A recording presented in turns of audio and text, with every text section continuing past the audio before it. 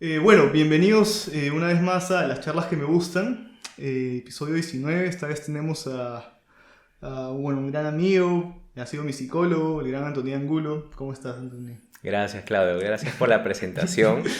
Me alegra escuchar lo que dices y sí, eso pasa muchas veces en la terapia, Ujú. ¿no? Empezamos trabajando un procesos, pero con el tiempo y luego de la terapia se forman vínculos, Sí, se sí, forman sí, lazos, sí. así que con gusto me hiciste la invitación y al toque estoy acá Sí, para no, muchas gracias. conversar un rato. Muchas gracias por haber aceptado la invitación y bueno, vamos a conversar un poco de, como te comentaba, de tu carrera y del trabajo que haces ahora, pues, ¿no?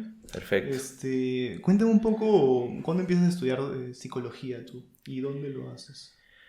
El año, te mentiría, Ujú. No, ¿no te no me acuerdas? No te acuerdo. acuerdas, ya. Eh, pero yo comencé a estudiar psicología en la Universidad de San Martín, Ya. ¿ya?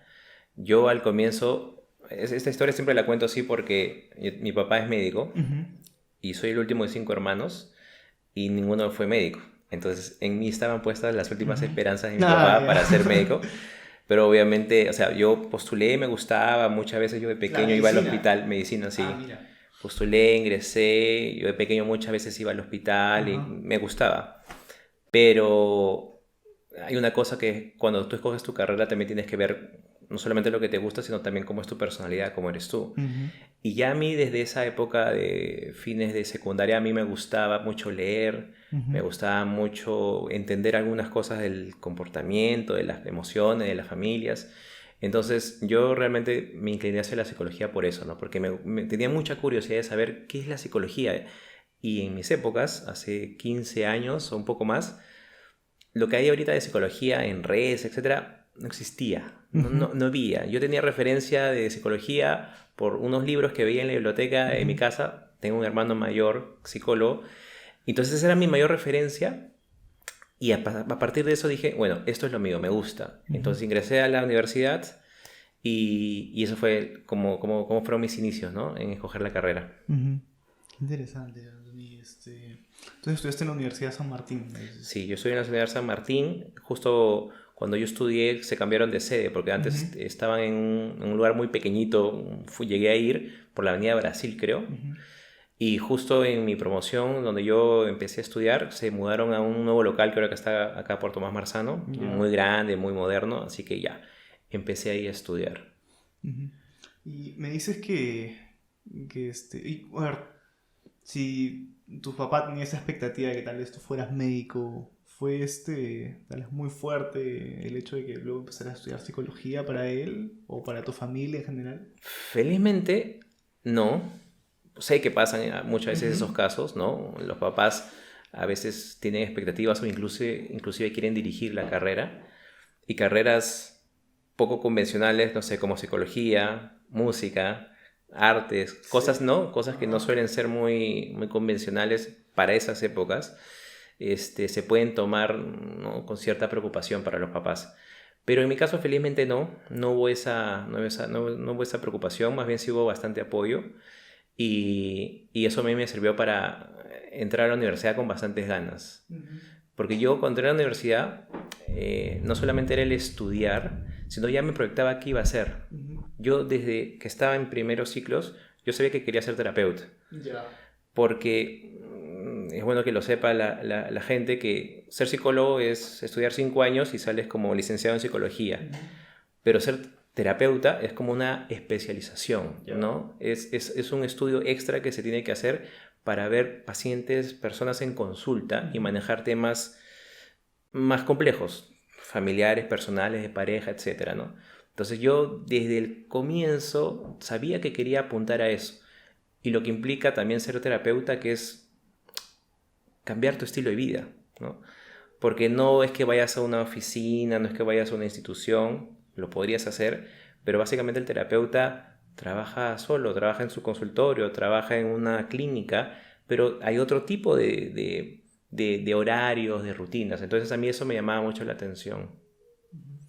Y ¿cuáles, por ejemplo, son, aparte de terapeuta, las ramas de la psicología más comunes? Las especialidades, ¿no? Claro, claro, claro. A ver, sale el psicólogo de la universidad Ajá. y puedes irte a la psicología organizacional, que es el psicólogo que trabaja en las empresas, Claro, claro. ¿ya? Que el tema de clima laboral, recursos humanos, esas cosas. También está el psicólogo que se orienta a la parte educativa, Ujú. que es trabajar en instituciones educativas, colegios, universidades, acompañar a la persona en todo lo que es el proceso enseñanza-aprendizaje, se llama, Ya. ¿no? Todo lo que pasa cuando uno estudia y a veces las dificultades que tiene cuando uno estudia. Y la otra especialidad puede ser el área clínica, ¿no? Que Ujú. es la parte clínica que trabaja en un hospital, en una clínica, temas patológicos, Ujú. patología, o también la parte clínica terapéutica, que es lo que yo hago, ¿no? Que no veo casos que se llaman de salud mental, de enfermedad mental grave, que son ya psiquiátricos, Ujú. sino más veo la parte emocional, conductual, vincular de la persona. Entonces, esas son como las más significativas, ¿no? De las especialidades que uno puede acceder luego de que termina los 5 años de carrera. Ujú. Y entonces, tú al terminar la universidad, ¿qué es lo primero que haces? Como soy, ya te darás cuenta Ajá. cómo soy, ni siquiera esperé que termine la universidad. Ah. Al último año de carrera, eh, acá en Lima, centros especializados para ser terapeuta, hay uno o dos. Ya. En esa época más. Ahora tal vez hay un poquito más. Entonces yo averigüé con un profesor de la universidad que también era terapeuta, dónde estudió. Y estudió en el ITRE, es el Ya. Instituto de Terapia Racional Emotivo de Lima. Ujú. Entonces yo en el último año de carrera, que justo coincide con las prácticas preprofesionales, Ujú. y yo iba a un hospital a hacer prácticas, ¿no? Con pacientes, consultorio, hospitalización, todo eso.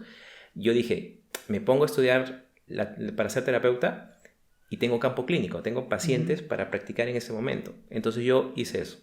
En el Ah, ya. último año de universidad, estudiando la primera especialización, acoplé esas dos cosas y para mí fue magnífico, ¿no? Sí, Fue fue un buen genial. movimiento. Sí, sí, me sirvió, me salió bien allí porque pude practicar, pude sentir lo que es poder tratar con la persona cara a cara, poner en práctica todas estas habilidades, técnicas, herramientas que me enseñaron en ese momento. E inclusive luego de acabar las prácticas, por ahí unas cuantas personas me buscaron, ¿no? O sea, yo era un psicólogo recién salido y por ahí tenía un pequeño consultorio y me buscaban. Tú eres, ¿no? Antonie, tú me atendiste acá, hablamos contigo en el hospital y quiero ahora que me veas. Y yo, wow, o sea, alegre, ¿no? Impresionado, pero con eso lo agarraba como más motivación para, ok, esto es lo mío, ¿no? Algo Claro. debo estar haciendo bien. Wow. Y cuando empiezas la especialización, y ya, bueno, como tú dices, empiezas a trabajar ya con los pacientes cara a cara, ¿fue chocante en algún momento? O sea, los inicios, tal vez te tocaron algunos casos que no supiste manejar, los que te cargaron mucho psicológicamente o algo así.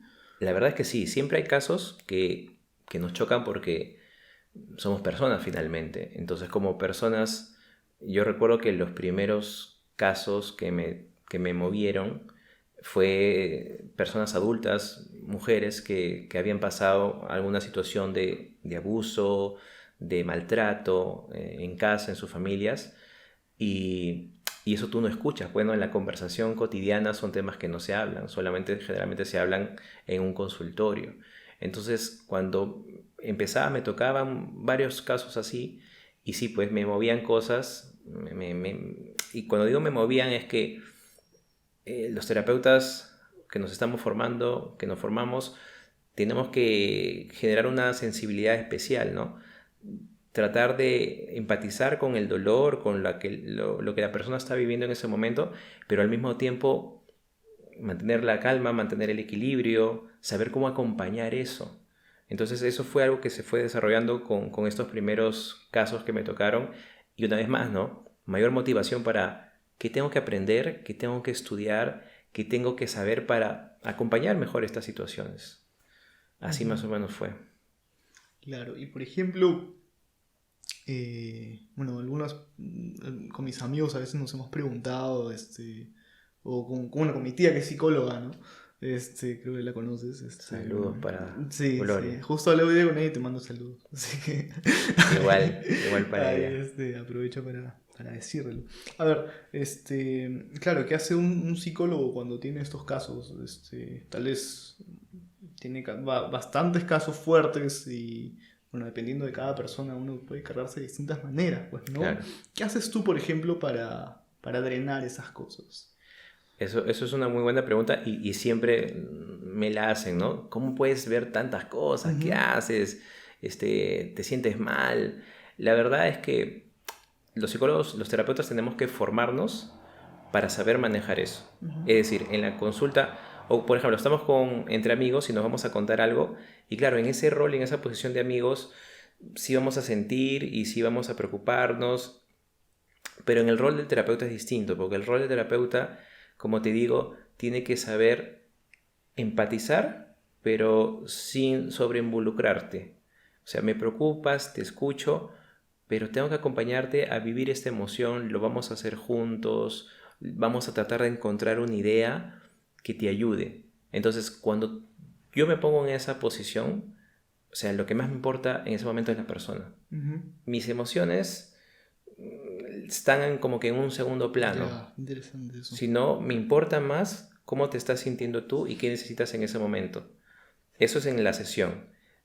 Luego tú me preguntas, ¿qué haces luego de 5 o 6 pacientes de ese tipo en el día? Claro, obviamente salgo de mi rol de terapeuta y soy Antonie, la persona, y yo, por ejemplo, yo le digo a mi esposa, déjame unos 5 o 10 minutos que acabo de trabajar porque estoy todavía en modo terapeuta Ujú. y estoy pensando en mis pacientes y estoy pensando qué debía hacer, qué no hice, qué le pasará. Entonces, algo que me ayuda a mí es pensar o es escribir Ujú. para tratar de ordenar esas ideas. Y si ya quiero algo más de desconectar o soltar, hay una serie de cosas que uno tiene que ver, ¿no? Que es lo que le gusta. A mí es pasear a mi perro, Mm, es tocar guitarra, es a veces echarme, me gusta esto de, tengo en mi consultorio un pequeño diván, me echo y leo, o no veo nada, o no pienso nada, no hago nada, me quedo ahí. ujú. Simplemente sintiendo lo que pasa y que pase la emoción, la tensión de ese momento, ¿no? Entonces hay que ver la forma, ¿no? Y creo que no es muy diferente a cualquier otro trabajo, ¿no? Simplemente que tenemos diferentes maneras de la carga que tenemos, cómo la distribuimos o la organizamos mejor. Ya.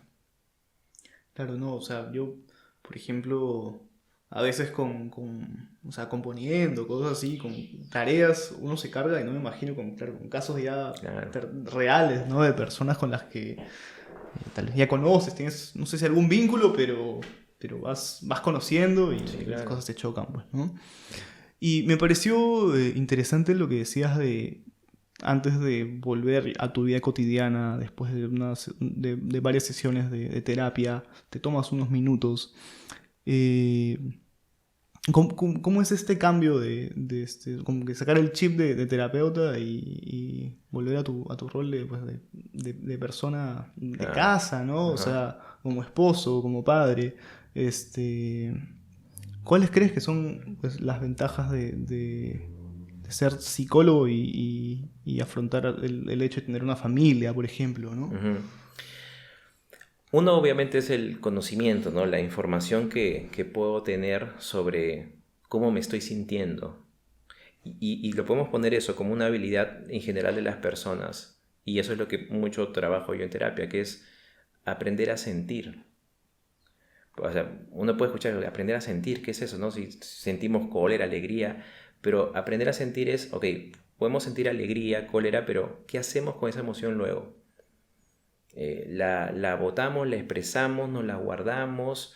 O sea, eso es un poco lo que a veces nos puede ser difícil a las personas. ¿Qué hacer con la emoción? Entonces, a tu pregunta, yo estoy cargado, tenso, preocupado, se me juntan cosas, pero ya sé que estoy así. Reconozco que estoy así y sé que cuando estoy así necesito tiempo, porque si no tengo tiempo, me comienzo a estresar. Ujú. Y estresar ya sé en qué puede acabar, en irritable, en estresado o cansado físicamente.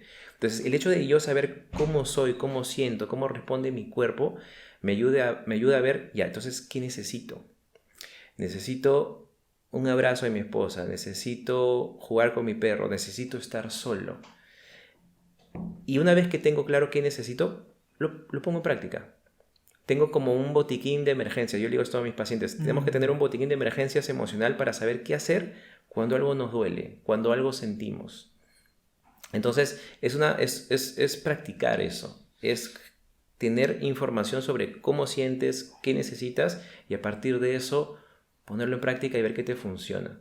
No me va a funcionar lo mismo ahorita que cuando tenía 25 años, que lo que me servía ponte ir a la playa o manejar bicicleta. Cambiamos, las personas cambiamos en el tiempo y también cambiamos cómo manejar esas emociones en el tiempo. Qué importante esto que dices del cambio y de entender cómo uno como persona a veces no necesita lo mismo siempre, ¿no? O sea, a mí me ha pasado varias veces que busco tal vez las mismas herramientas que usaba hace 1 año o 2 años y no me sirven, pues, ¿no? Pero encuentro otras y, bueno, hay que aprender a buscar otras, ¿no? Tú, por ejemplo, ¿cómo haces para encontrar estas nuevas herramientas? ¿O simplemente te aparecen por ahí? Hay que buscarlas, definitivamente hay que buscarlas. Y a veces las encuentro y a veces no.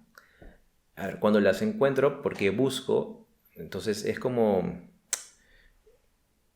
quiero componer algo. Para componer algo o para crear algo, tengo que tener referencias, tengo que tener mentores, tengo que tener, ¿no?, una serie de cosas que me hagan resonar algo en mí y pruebo. Entonces es un poco eso, ¿no? Buscar, yo siempre le digo a mis pacientes también, tenemos que movernos, ¿sí? Si no nos movemos, no va a caer del cielo la respuesta a lo que Claro. necesitamos. Entonces, al movernos, vamos experimentando cosas que pueden ser que nos gusten y nos ayuden a conseguir esa calma. Y te decía hace un rato que hay momentos en que tal vez no parezca. ¿Qué hacemos allí? Es esta palabrita de cómo manejar esa incomodidad, cómo manejar esa incertidumbre.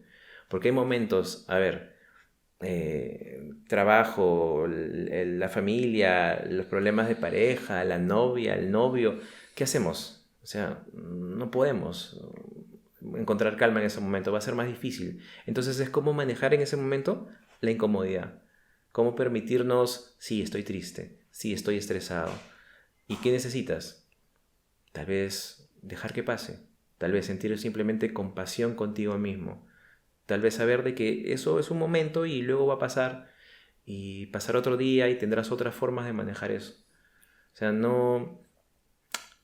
justo hoy día, estos días estaba pensando mucho sobre esta nueva onda de buscar siempre estar bien, ¿no? Buscar ser tu mejor versión, siempre tienes que ser... Es que a veces no se puede. Y cuando no se puede, también hay que intentar sobrellevar eso, que tiene un inicio y tiene un final. Y como dijiste hace un rato, ¿no? Las cosas cambian y siempre van a seguir cambiando. Claro. Sí, como te comentaba, o sea, hay que ver dónde... Hay que buscar esas herramientas, pues, ¿no? Hay que buscarlas porque si no las buscamos, pues nunca vamos a descubrir. Por ejemplo, cuando tú hablas de aprender a sentir, ¿cuáles crees que... Supongo que, bueno, esto va con pacientes, yo me acuerdo que también, en mi caso, había momentos donde uno no quiere sentirse triste, pues, ¿no? No quiere sentir estrés. ¿Cómo uno puede aprender a lidiar con esas emociones del día a día, pues, ¿no? Que ahora es tan común. Algo muy práctico. A ver, primero un paréntesis porque es una muy buena pregunta la que me dices. Es cómo aprender a sentir. Claro, y cuando vemos aprender a sentir, es que alguien nos tuvo que enseñar. O de algún momento alguien nos tuvo que enseñar o tuvimos que tener un contexto, un espacio en donde aprender a sentir.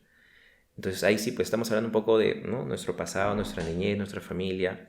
Y por hacer un ejemplo muy, muy cliché o muy conocido, si al hombre le dicen tú no tienes que llorar porque eres hombre, no nos están permitiendo aprender a sentir. Entonces cuando pasa eso, obviamente es un reto para las personas. Entonces me dijeron que no debo sentir y porque si yo siento soy débil o soy vulnerable o pueden abusar de mí. Entonces, primero yo creo que es, uno, ver qué cosa te frena a sentir, que a veces son estas ideas, estas creencias, estas cosas que has vivido. Y por otro lado, si bien es cierto, no sabemos a veces sentir o ponerle nombre a esa emoción, el cuerpo habla. El cuerpo nos dice y está sintiendo algo. O sea, no hay persona que no sienta. A veces llegan a consulta personas, yo soy muy serio, yo soy muy callado, yo no hablo. Ok, una cosa es que no hables, no expreses o te cueste sentir, pero eso no quiere decir que no sientas. Siempre sentimos. Entonces, para acceder a veces a la emoción tenemos que ir al cuerpo. ¿Qué es el cuerpo? Que la persona pueda mirarse y ver, a ver, cómo está tu sueño, cómo está tu apetito, cómo está tu energía, cómo está tu tensión muscular, cómo está tu respiración, qué te está diciendo tu cuerpo en situaciones difíciles. Te está diciendo, alto, para, detente, necesitas hablar con alguien, necesitas amistarte con esta persona, necesitas alejarte de esta persona. Tu cuerpo ya te da señales. Y eso, claro, lo hacemos en la terapia, ¿no? Tratar de acompañar y guiar qué mensajes te está diciendo tu cuerpo para luego acceder ya a algo más interno, que es lo que piensas, lo que sientes, qué quieres decidir, ¿no? Pero es muy importante empezar por el cuerpo. Ujú. Y cuando tú dices empezar por el cuerpo, eh, claro, hablas de pues, nuestras rutinas, lo que hacemos en el día a día, cómo comemos, qué comemos tal vez, ¿no? Y cómo todo eso al final afecta a nuestro estado de ánimo, ¿no? Totalmente, ¿no? Creo que todos, me incluyo, hemos pasado algún momento en que nos deprimimos o estamos tristes y comemos cualquier cosa y no nos levantamos de la cama y no queremos bañarnos y nos pesa el mundo. Ujú. Ahí se puede ver desde afuera que estamos tristes, pero la tristeza ahí es más física, es más conductual, ¿no? Entonces, qué importante es tener un espacio, un momento en mirarnos, ¿no? ¿Qué estoy haciendo? ¿Qué estoy haciendo ya? Tengo tristeza, pero ¿qué hago con esa tristeza? ¿No? Me está consumiendo, me está llevando a estas rutinas, a estas conductas que perpetúan esa tristeza, ¿no? Entonces, una vez más, la terapia o los vínculos que uno puede tener en donde se pueda permitir sentir, expresar, soltarse. Porque cuando uno está, no sé, a veces mal, uno más joven y se va con los amigos, y se va a jugar fulbito, o va a un concierto, o se va a tomar unas chelas, y se siente bien. Porque simplemente, claro, no estás solucionando el problema, pero estás haciendo circular la emoción. Ujú. Estás dejando sentir otras cosas, estás Ujú. abriendo el panorama. Entonces, la idea es hacer eso, pero luego un poco ir viendo más a profundidad por qué estás triste en un primer momento y Ujú. qué necesitas para no estar así. Claro. Y mira, mucho, bueno, a mí tú en algún momento me lo recomendaste, mi mamá me lo ha recomendado un montón de veces, que cuando uno está ansioso, tiene emociones muy fuertes, cuando está triste, deprimido, oye, vete a hacer algún deporte, vete a hacer Mm, otras actividades. Entonces, yo lo que entiendo es, claro, la emoción de la tristeza o la depresión no es que se esté yendo, sino que estás, como tú dices, dejando que otras nuevas emociones ocupen ese lugar, ¿no? correcto. Porque, qué bueno que lo digas así porque me permite decir, es que no hay emociones malas. Estar Ujú. triste, estar ansioso, estar preocupado no es malo. Es muy humano todo eso. Lo vemos negativo porque es algo raro, porque nos choca, nos golpea y nos golpea fuerte cuando nos da eso. Pero las emociones no son malas de por sí. Simplemente hay que saber cómo gestionarlas. El deporte, ¿qué hace? El deporte hace, uno, que conductualmente tu contexto, en vez de estar encerrado donde estás, te muevas y veas el sol, la gente, hace químicamente en tu cuerpo, ¿no? Genera más hormonas, más adrenalina, serotonina, un montón de cosas que hace que te regules físicamente, internamente. Entonces sí, el deporte es una de las chances, habilidades que tenemos. El deporte, la alimentación, la terapia, los vínculos, ¿no? Cuando hablo de vínculos es tener un buen pata, una buena amiga, un buen familiar que te escuche, que te dé un consejo, que te haga ver las cosas de otra manera, ¿no? Por eso hablaba hace un rato de tener un botiquín de emergencias para los momentos difíciles. Claro. En ese botiquín están no solo las herramientas, como puede ser, no sé, ver una serie o hacer alguna actividad, sino hay personas también, pues, ¿no? Hay personas, desde, como te digo, desde las personas de un profesional hasta las personas que están a tu alrededor y las propias actividades que tú puedas hacer contigo mismo, ¿no? El deporte, la música, el escribir, el pintar, todo eso ayuda. Ujú.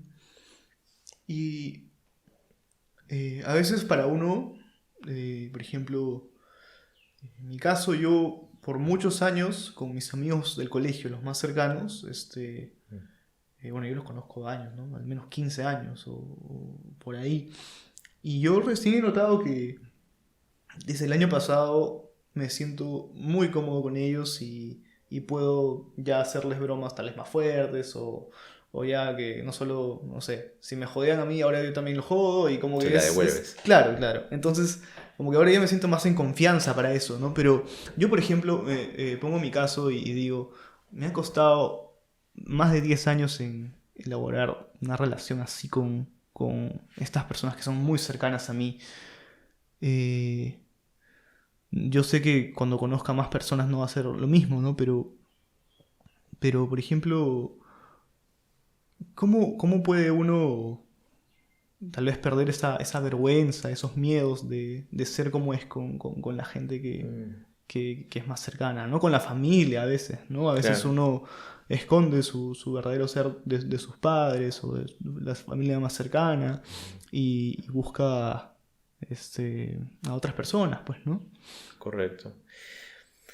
Cuando decías eso se me venía a la cabeza encontrar qué podemos ofrecer, qué podemos regalarle a los demás de uno, ¿no?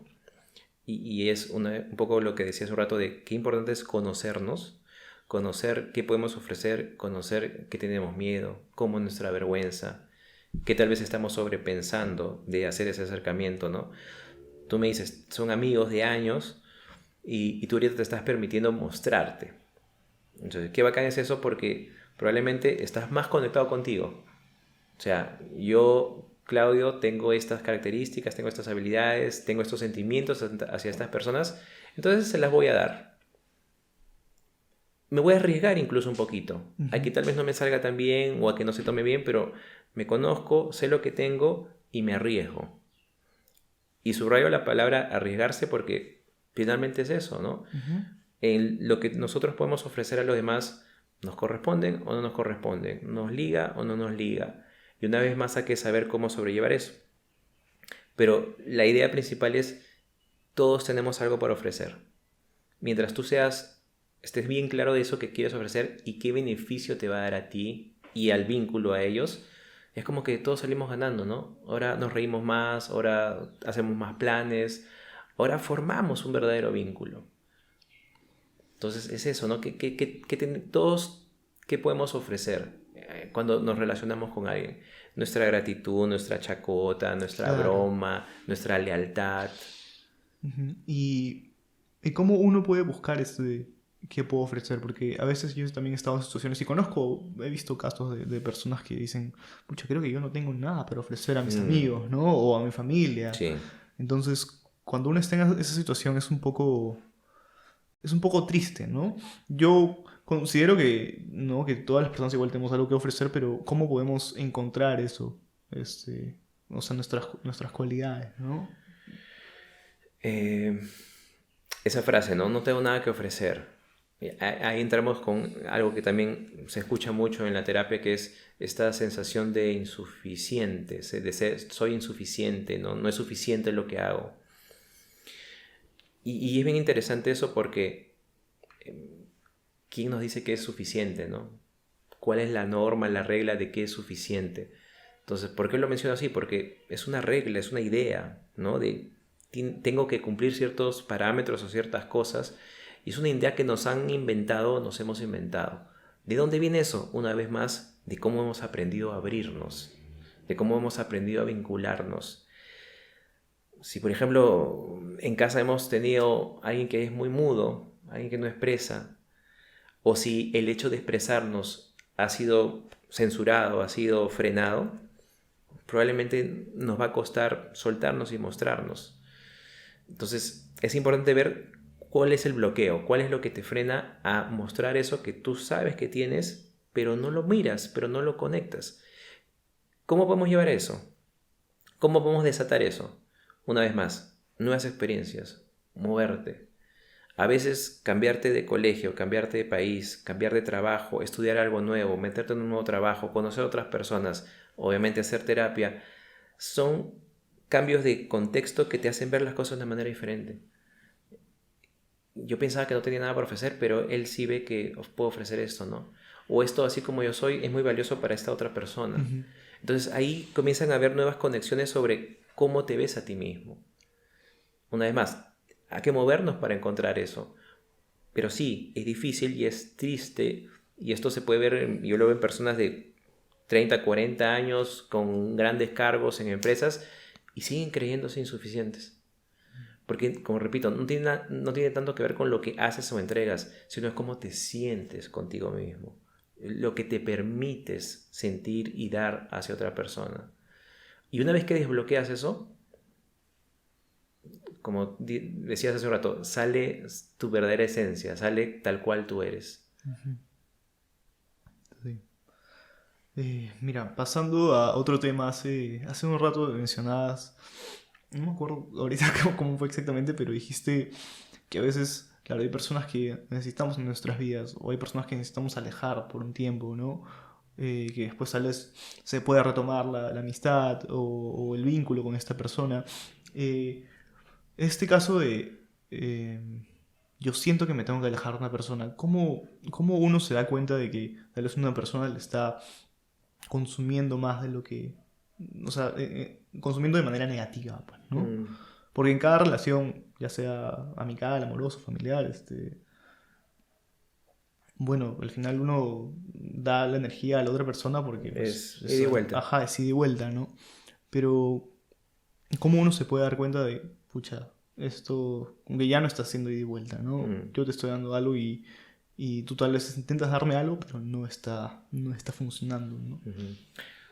Una vez más es esta habilidad de poder verte, ¿no? O sea, una relación que llega a un punto en que tal vez al comienzo ha sido buena, o sea, relación romántica, amical, familiar, cualquiera, que puede ser buena al comienzo, pero tú sientes en tu cuerpo, en tus energías, en tu tiempo, en tus sensaciones de que te pone en una situación medio incómoda, ¿no? Te pone tenso, te hace sobrepensar, te hace gastar tiempo en eso. Ok, las relaciones pueden ser complicadas y puede pasar eso en cualquier relación. Pero ¿cuál es el límite? Tú lo marcas. ¿Cuál es el límite cuando chocan con mi tranquilidad para estudiar? Cuando chocan con mi estado de ánimo. Cuando yo he intentado tal vez decirle a esta persona lo que pasa, cómo arreglarlo, y sin embargo no se arregla y todo sigue así, nos estamos acercando a ese límite, ¿no? Entonces no es algo que, yo llego a este límite y ya, me alejo de ti.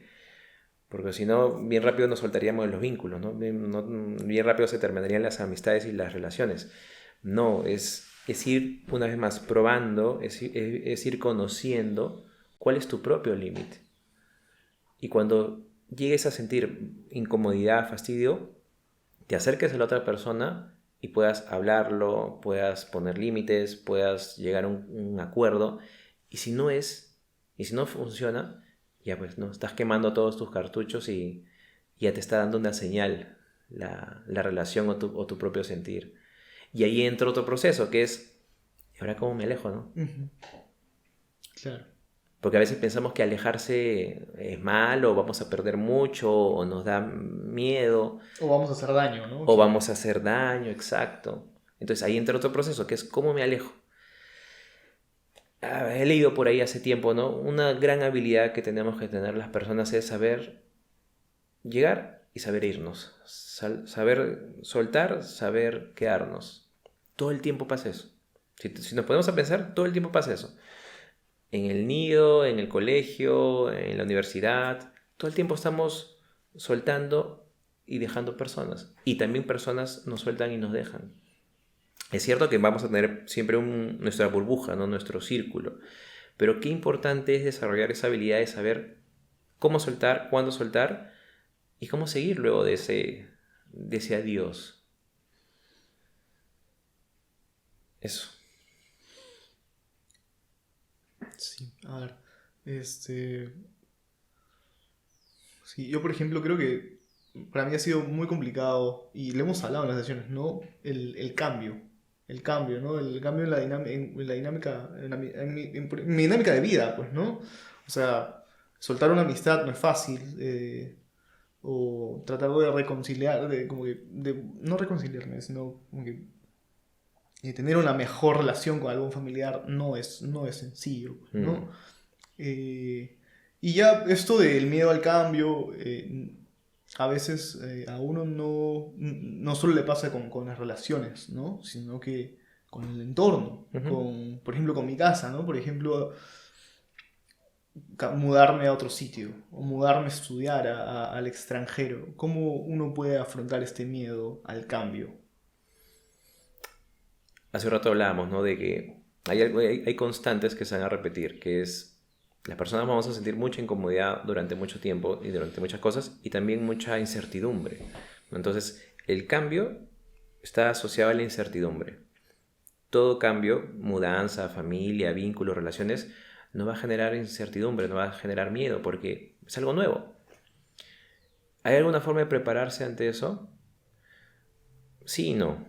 Depende. ¿Por qué?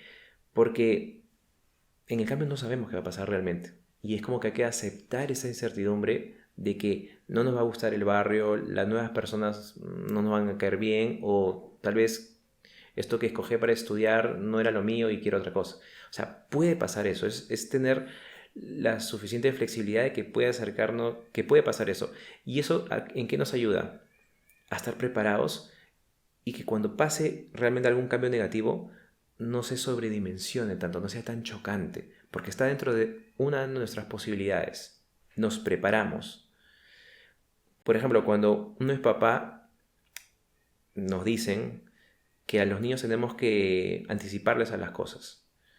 Tal vez en épocas pasadas era, chapa a tu hijo, nos vamos a comprar, acompáñame, y el hijo, ¿a dónde voy? ¿Qué estoy haciendo? ¿Qué hago? Y comienza a generarse incertidumbre y ansiedad, porque necesitamos saber qué pasa. Eso es instinto. El ser humano necesita saber qué pasa para estar preparado ante la amenaza. Pero hay momentos en que no podemos estar preparados. Entonces, ¿qué hacemos? Aceptar que no podemos estar preparados y soltar ese peso, soltar ese sobrepensamiento y hasta control, y más bien centrarnos en qué tengo yo para afrontar lo que no sé qué va a pasar. ¿Con qué cuento yo para afrontar esto que no me gusta?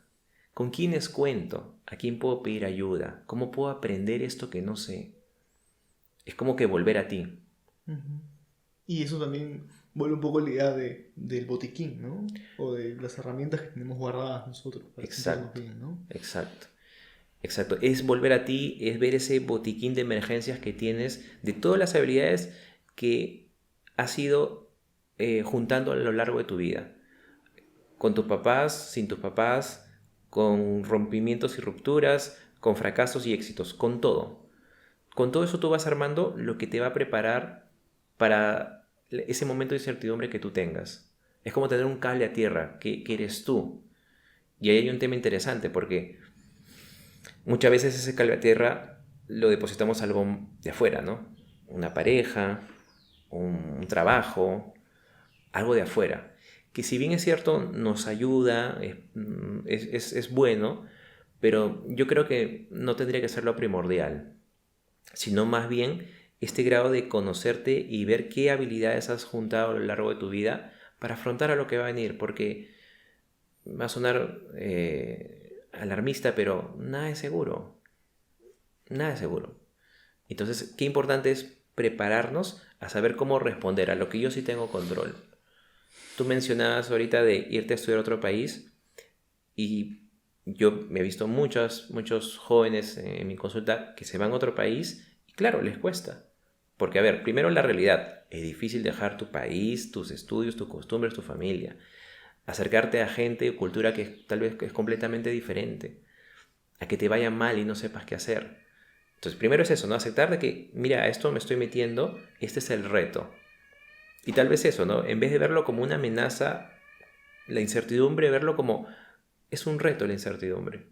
Es un reto para ver qué hago, cómo me preparo, cómo pido ayuda, qué cosas tengo para hacer. Si ya de por sí te has atrevido a irte a otro país a estudiar, ya algo bueno debes tener. Ya algo valioso debes tener para animarte eso. Tu vocación, tu curiosidad, tus ganas de aprender. Entonces, qué importante es mirar dentro de ti para poder afrontar estas cosas que pasan. Sí. Digo, el miedo al cambio para mí siempre ha estado bastante presente ya, bueno, cuando trabajamos contigo un tiempo. De hecho, que es algo que ha bajado en mí. Pero, claro, no, a veces yo no me arriesgo a hacer cosas nuevas. Por ejemplo, este proyecto, pues arriesgarme a hacer esto fue una decisión interesante en mi vida, pues, ¿no? Porque es otra manera de organizar mi semana, por ejemplo, ¿no? Y son cosas muy, casi que pequeñas, ¿no? O sea, cambios más grandes es una ansiedad más grande. Y es muy interesante, ¿no? Lo del proyecto, lo que estás haciendo, lo que estamos haciendo acá, es un ejemplo de todo lo que venimos hablando, ¿no? Es movernos, es intentar, es arriesgar, es manejar la incomodidad, es también saber ver que hay algo que estás poniendo de ti, ¿no? Y que es valioso, y que es importante, y que podría ser y no para las otras personas, pero lo estás haciendo. Entonces, esa es la idea, ¿no? Qué importante es moverte y comenzar a hacer cosas para conocerte más, para sentirte mejor. Bueno, ya cambiando a otro tema, me gustaría hablar un poco de la pandemia y la ansiedad, Mm, que creo que es un tema que bueno, en alguna sesión lo habremos comentado, así es. pero me interesa saber tu perspectiva. Supongo que notaste que hay más casos de ansiedad a raíz de la pandemia, más casos de Totalmente. estrés. Sí, la pandemia. A ver, ¿qué hizo la pandemia? Primero, lo más significativo, lo más visible es que nos encerró y nos hizo chocarnos con la vida y nuestros problemas. Por eso muchas parejas se separaron, muchas parejas se divorciaron, pero no por la pandemia, sino porque nos toca mirarnos las caras y nos toca ver en qué nos llevamos bien, en qué no nos llevamos mal. Ya no podemos escapar al trabajo, a los amigos o nos chocamos. Pasa con las parejas, pasaba también con las familias, Ujú. también pasaba con el individuo, ¿no? Una persona que podía, un joven que podía estar ansioso, preocupado, estresado, ya no podía salir, ya no podía desfogarse, ya no podía tener recursos para manejar eso. Entonces, la pandemia nos puso en una situación complicada de mirarnos de frente y ver qué nos está pasando. Entonces, los síntomas fueron la ansiedad, la depresión, los conflictos familiares, todo eso pasó en la pandemia, sí, todo explosionó allí. Y hubo bastante requerimiento de ayuda por el tema de la ansiedad. Y la ansiedad, cuando yo hablaba del tema de la ansiedad, justamente era mucho de las historias que había detrás de esa ansiedad, ¿no? Entendemos la ansiedad como sobrepienso, tengo miedo, estoy ansioso, no puedo dormir, ¿no? Los síntomas de la ansiedad. Pero muchas veces lo que hay detrás de esa ansiedad es problemas que se han estado ahí tapando, ocultando, con relaciones, con amistades, con familia. Entonces, no solamente era trabajar la ansiedad como síntoma para que te relajes, para que manejes mejor tus emociones, sino es ir un poco al origen. Ahora, la pandemia acabó y algo bueno que nos trajo la pandemia es, ¿no? Como estamos haciendo acá, ahora podemos hablar de estas cosas, Ujú. ¿no? Hay mayor visibilidad a la emoción, a los problemas de las personas, a lo importante que es buscar ayuda, conversar. Entonces, eso fue un muy buen efecto también que tuvo la pandemia. Ujú. Sí, yo por ejemplo me acuerdo que en las sesiones descubrí que, por ejemplo, una tarea de la universidad que me estresaba no era el principal, eh, ¿cómo decirlo?, estresor, Ujú, ¿no? ujú. Sino que era lo que pasaba en mi casa, ¿no? O sea, que yo pensaba, oye, pero tengo que estar viendo a mi perro, oye, pero tengo que estar haciendo otra cosa, mis papás tengo que ayudarlos con, no sé, con la cocina, con algo, no sé, o mis Exacto. papás están por ahí cuidando a mi perro cuando yo debería hacerlo. Y me daba cuenta que pues no es la tarea la que me está estresando, ¿no? Es a veces mi entorno o cómo yo veo mi entorno, ¿no? Exacto. Y justamente, ¿no? O sea, la ansiedad, van a haber detonantes de ansiedad, van a haber detonantes de preocupación. La tarea, el trabajo, las deudas, etcétera. El tema es cómo yo lo tomo, ¿no? Con qué actitud, con qué ideas. La ansiedad despierta el pensamiento ansioso. El pensamiento ansioso es, ¿y si no llego a fin de mes? ¿Y si no hago mi tarea? ¿Y si quedo mal con esta persona? ¿Y si no soy lo suficientemente bueno? Entonces mira cómo estas ideas se van cocinando en uno y luego, claro, hace síntomas. Te estresas, no duermes, te duele el estómago, te duele la cabeza. Una vez volvemos a lo de hace un rato, ¿no? Tu cuerpo te está diciendo algo. Tu cuerpo está hablando y te dice, sí, estás estresado, estás tenso, pero lo que descubrimos en la terapia, ¿no? No es por la tarea, no es por este problema, sino es por cómo lo estás tomando, cómo lo estás sintiendo. Y definitivamente ahí hay una dificultad, un déficit de cómo manejar esos problemas. Yo siempre digo, ¿no? Hay dos tipos de problemas. Son los problemas reales que tú, yo y todo el mundo tiene, y siempre los vamos a tener. Y otra cosa es el problema emocional, que es cómo lo tomamos. Y el segundo problema es mucho más importante resolverlo que el primero.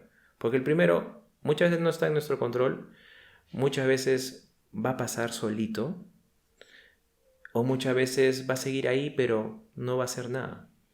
Pero en cambio, si uno, una vez más, regresa a uno y ver cómo lo soluciono, qué actitud pongo, qué ayuda busco, tienes más chances, tienes más probabilidades de que no tengas ansiedad o la manejes o la controles o la gestiones mejor.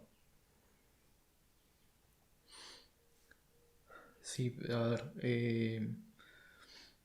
Y bueno, otra vez ahí vuelves el tema de las herramientas, ¿no? Uh-huh. Las herramientas. Y al final casi que una de las conclusiones que yo me llevé de las sesiones fue que cómo afronto yo o qué tengo para afrontar estas emociones, ¿no? Así Y es. para poder seguir con mis deberes, ¿no? Porque bueno, al final uno tiene que seguir con sus cosas. Vamos a hablar de un tema que me interesa ya en estos últimos 15 minutos que tenemos. Ya. Es el tema de la soledad. Mm. Eh, yo, por ejemplo, yo nunca he tenido enamorada. Ujú. Y en el último año, mis amigos, un poco por la joda, un poco un poco por la joda y un poco también o sea, también lo dicen de verdad, ¿no? Me dicen, oye, Claudio, pero te conseguimos una chica, oye, pero ¿por qué no vas y le hablas a esta chica? O si te gusta alguien, pero ¿por qué no le hablas? Esos comentarios de mis amigos que yo sé que vienen de un lugar, porque, o sea, yo sé que me tienen cariño Claro. y quieren verme mejor de lo que estoy, pues, ¿no? Y creen que tal vez eso puede ayudar.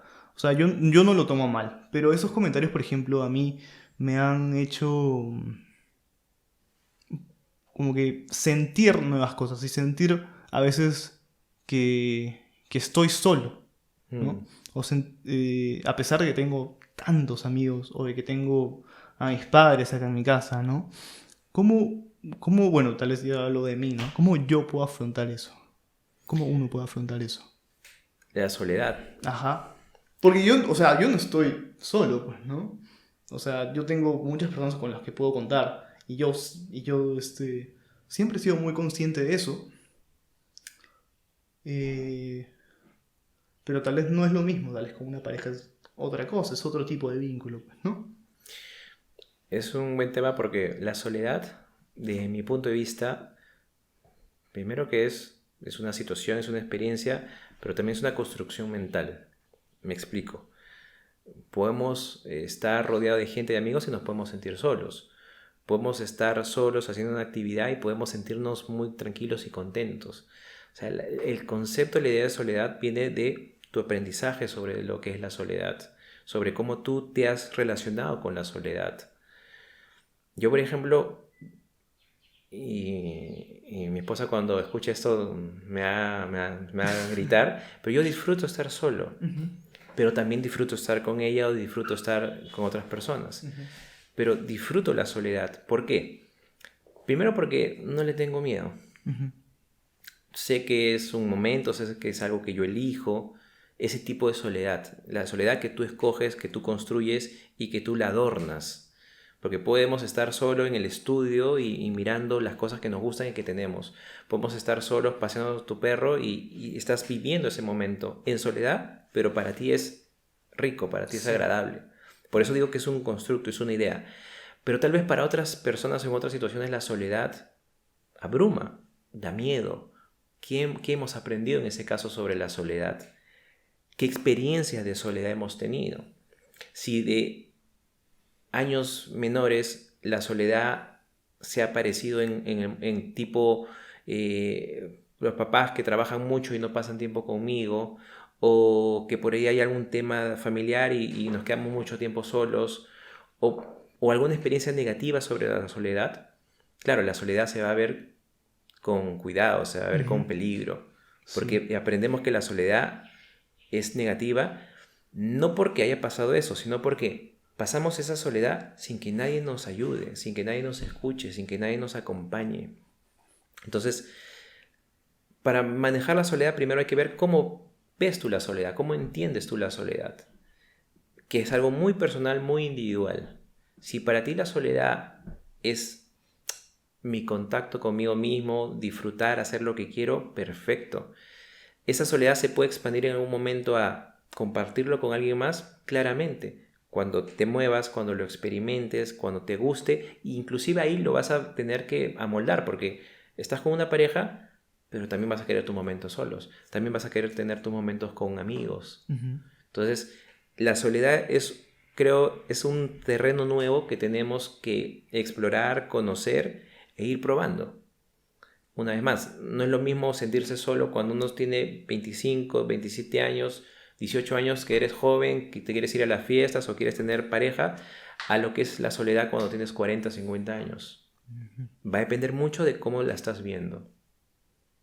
Claro. Sí, yo por ejemplo siempre he disfrutado bastante mis momentos de soledad. Siempre, pues yo acá en este estudio pues paro mucho tiempo componiendo, haciendo tareas. Y no tengo duda que otras personas con pareja o no tengan Mm, estos mismos momentos, ¿no? Ahora, como tú dices, hay que aprender a valorar esos momentos y, bueno, no sé si valorar, pero a saber vivirlos, ¿no? ujú, Saber sentirlos y eh, saber que no te están haciendo ningún daño más mm, del que tú tienes en tu mente, es lo que entiendo, ¿verdad? exacto. Y ahora que mencionas el tema de pareja, ponte, uno disfruta estando solo, hacer su cosa solo, y como dije hace un rato, ¿no? Llega el momento de una pareja, un vínculo, es ampliar otras formas de sentirte acompañado, otras formas de tener un disfrute, de conseguir placer. Simplemente es otra forma, ¿no? Ujú. Y esto rompe, aprovecho, porque esto rompería la idea de que con mi pareja soy feliz, con mi pareja es mi mundo, con mi pareja me he sentido mejor que con nadie. O sea, eso en un primer momento es química cerebral, es lo que el amor y la inyección del enamoramiento te da. Pero tampoco necesariamente tiene que ser así. Porque cada uno va a distribuir a qué le pones atención, qué te hace bien. Si tú conoces, eh, empatizas con alguien que tenga una visión similar de la soledad, del amor, pues, puede funcionar. Va a ser más complicado si es que tú mantienes tu soledad y conoces a alguien que tal vez no vea la soledad así, no la veas la soledad como una amenaza, la vea la soledad como algo peligroso. Ujú. Entonces, es importantísimo, en resumen, en esta parte, cómo sientes tú la soledad, cómo la quieres distribuir en tu vida y en el momento en que tú quieras, las personas quieran compartir algo más, también cómo la van a acomodar. Y hablando de pareja, es cómo conversar con tu pareja de que vas a tener tus espacios y claro, también va a haber estos espacios para hacer vínculo, ¿no? Para estar en la relación. Yo he conocido algunas parejas que no pueden a veces despegarse el uno del otro, Mm, ¿no? A veces no es malo, a veces aprenden a vivir con eso y al menos desde fuera, tampoco los conozco a fondo, no parece malo, pero hay otros momentos donde eh, se ve que se genera una dependencia. Mm. ¿Cuáles son los riesgos de esta dependencia al tener una pareja, por ejemplo? Ahí hay que ver algo, ¿no? Porque, claro, hay parejas que quieren estar todo el tiempo juntas y una vez más va a depender de el tiempo, una vez más. No es lo mismo estar en pareja cuando tenemos 18, 20, 25 años, que todo es diversión, sexo y pasarla bien. Y otra cosa es tener una relación ya con años más adelante, ¿no? Entonces hay que tomar en cuenta eso. Dos, el hecho de si los dos están de acuerdo o si los dos ven el amor o el vínculo así, estaría bien, ¿no? Los dos pueden disfrutar de esa manera. Si, tres, si solamente es la inyección de adrenalina, de hormonas que te produce una atracción con alguien y que eso tiene un periodo de tiempo, ¿no? Eso dura un año, año y medio, 2 años y luego cambia. Entonces, esas parejas que quieren estar todo el tiempo pegadas, habría que ver en qué situación está, depende. Si pasamos de esas variables y vemos que la pareja está, ¿no? Todo el día junta, muy apegada, habría que ver qué hay detrás de ese apego, qué necesidades, ¿no? ¿Qué situación ahí personal trae cada uno para que se necesiten tanto. Repito, si les funciona, a buena hora. Pero muchas veces, ¿qué pasa? Y eso ya se ve más en la consulta. Las personas cambiamos en una relación. Ujú. Y al cambiar, a veces cambiamos de manera dispareja. O sea, uno cambia primero y el otro después. Y el que cambia primero se va a ir alejando, va a ir haciendo sus cosas. Y esta de acá va a zapatear, no le va a Ujú. gustar. Entonces ahí sí podemos hablar de existe una dependencia. Ujú. Porque lo contrario a la dependencia es la libertad. La libertad para serte fiel, para amarte, para comunicarme contigo. Ese es el amor saludable, ¿no? Que esperamos. Pero si en este cambio de la pareja o del vínculo comienzan a haber quejas, reproches, exigencias de querer estar juntos, sí, ahí sí estaríamos hablando de un tema de dependencia. Ujú. ¿Y qué hacer ante eso? Sí, hay que hacer un trabajo, ¿no? Interno de ver qué está pasando que me hace vincularme así con esta persona. ¿Qué me hace, qué me está pasando que me hace ver el amor, necesitar esto de esta manera? Y, por ejemplo, ¿cuál es el beneficio de ir a una terapia de pareja en una pareja joven? Buena pregunta. Porque yo lo que tengo en mi mente, al menos no sé cómo sea bueno, es tu rubro al final, pero cuando uno habla de terapia de pareja, a veces yo veo que ya es porque la pareja está, no sé, divorciando o Ujú. En porque las están últimas. sí, ajá, no sé si me equivoco. Ujú. La verdad que sí. O sea, Ya, la mayoría de parejas llegan en situación de crisis, cuando ya ajá. está la cosa complicada. Sin embargo, en los últimos años sí hay un sentido más de prevención. O Ujú. sea, yo he visto parejas que quieren ser papás o van a ser papás, entonces hacen terapia para Ah, llegar bien a mira. la paternidad. Nos estamos mudando juntos o nos vamos a casar, hagamos terapia para que todo vaya bien. Incluso más gente, no de novios, sino de enamorados, que están 1 o 2 años y quieren mejorar la relación. Entonces sí es válido y sí es muy oportuno y bueno que enamorados, gente joven vaya a terapia de pareja. Uno porque, a ver, en ese momento tal vez lo más importante en su vida es esa relación de pareja. Ujú. Entonces hay que prestarle atención. Dos, porque la idea es generar que esa relación sea buena, sea el tiempo que dure, pero sea buena. Y tercero, porque aprenden mucho sobre en general las relaciones y el amor. Entonces sí, enamorados, chicos jóvenes también pueden ir a terapia de pareja. No es algo común, no es algo usual, pero sí es muy conveniente. Es más, cuando yo he tenido gente, chicos que son parejas jóvenes, 25, 27 años, eh, hacen un cambio espectacular porque imagínate a esa edad aprender todo lo que a veces a las malas aprendemos Claro. Ser luego. consciente de que uno tiene que aprender, ¿no? Exacto, exacto. Claro. Y para, en general, a ver, ¿tú crees que, ya sacando el tema de las parejas de lado, ¿crees que todas las personas deberían ir a terapia al menos una vez en su vida? Yo creo que sí, yo creo que sí. Así como tenemos que hacernos un chequeo anual, un chequeo oncológico a cierta edad, una mamografía, un examen de próstata, es bueno ir a terapia. Ujú. Porque es hacerte un chequeo. Primero, un chequeo de cómo estás, de cómo están tus ideas, de cómo están tus objetivos, de cómo están tus relaciones. Las personas tenemos un montón de problemas, pero los emocionales y los de la pareja son los más constantes, son los más difíciles. Podemos fracasar en el estudio, en el trabajo, tener deudas, tener problemas, lo vamos a resolver de alguna u otra manera. Pero ¿cómo resolvemos lo que nos pasa adentro? Ujú. Entonces sí, claro, yo diría que sí. Es importantísimo que todas las personas pasemos por terapia alguna vez. ¿Y qué pasa con esas personas que a veces tienen miedo de ir a terapia o o saben que necesitan ayuda pero no saben muy bien cómo pedirla? ¿Cómo crees que podrían afrontar o sea, ese miedo? Dos cosas. Uno, como espacios o situaciones como estas, ¿no? Información. Saber un poco más de lo que es la terapia, lo que no es la terapia. La terapia no es darte consejos o simplemente escucharte. La terapia es un vínculo, es compartir cosas, acompañarte a procesos, a encontrar respuestas. Hay una metáfora bonita que a mí me gusta, ¿no? Ir a terapia es como tu closet lo abres, pones toda tu ropa en la cama y comienzas a escoger qué ropa ya no te gusta, qué ropa regalas, qué ropa cambias, qué te vas a seguir poniendo, ¿no? Es poner todas las cosas sobre la cama y ver qué escoges para ti, qué tienes que hacer para renovar ese closet. Entonces, la terapia sirve para eso, información. Pero hay un aspecto más que tiene que ver más con las emociones.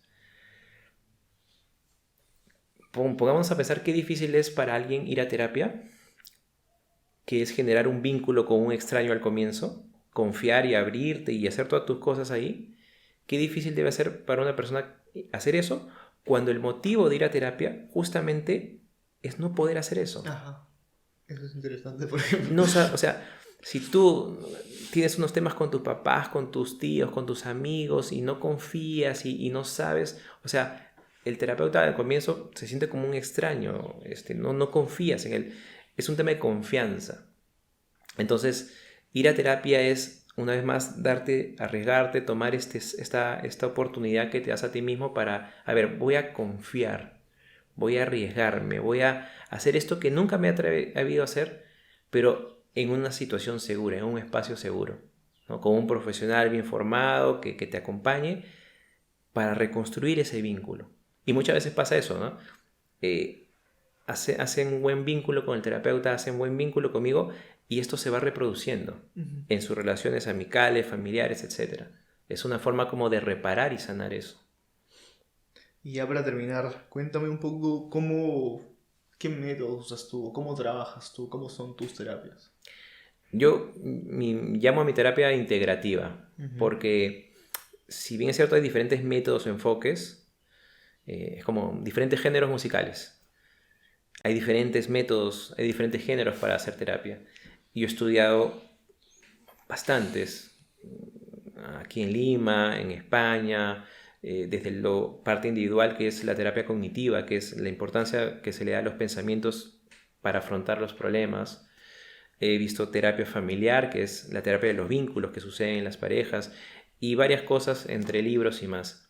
Entonces, mi terapia es integrativa. Trato de utilizar todo lo que sé y personalizarlo y unificarlo en lo que la persona necesita en ese momento. Y tratar de a partir de eso acompañar. Y una característica que trato de siempre poner es hablar en fácil, hablar más lineal, de una manera más horizontal, ¿no? El terapeuta no tiene todas las respuestas, me puedo equivocar, me pueden faltar algunas cosas. El terapeuta no da consejos, como decía hace un rato, ¿no? La idea es generar en la consulta dos seres humanos que están tratando de ayudarse, que están tratando de acompañarse. Tal vez uno que tiene algunas luces más claras, pero que siempre está acompañando a la persona. Entonces, mi terapia es eso, ¿no? Es una serie de conocimientos que he adquirido a lo largo de la vida, pero mucho contacto humano, mucho ver a la persona como es y a partir de eso ayudarla. Creo que así es una buena manera de concluir. Gracias nuevamente por haber aceptado No, a ti. esta invitación. Realmente ha sido una charla bien bonita, bien chévere. Hace tiempo que no conversábamos. Se pasó volando también. Sí, sí, sí. Se ha pasado realmente bastante rápido. Bueno, sí, no sé si deseas decir tus redes sociales o cómo te pueden encontrar. Sí, en mis redes, en Instagram básicamente, en Antonia Angulo. Mi nombre es Anto, N-N-I-E, Angulo todo junto. Y ahí tengo mis redes para subir contenido, videos, información y cualquier cosa ahí para ayudar a quien desee. Bueno, ya saben, cualquier cosa, pues le pueden escribir y agendar una cita, pues, ¿no? Ah, O ver el vengo, contenido, que realmente su contenido es bastante... ayuda bastante. Y bueno, nada, muchas gracias por haber estado aquí y gracias a todos ustedes por ver, los que hayan llegado hasta aquí. gracias. Y nada, espero que les haya gustado.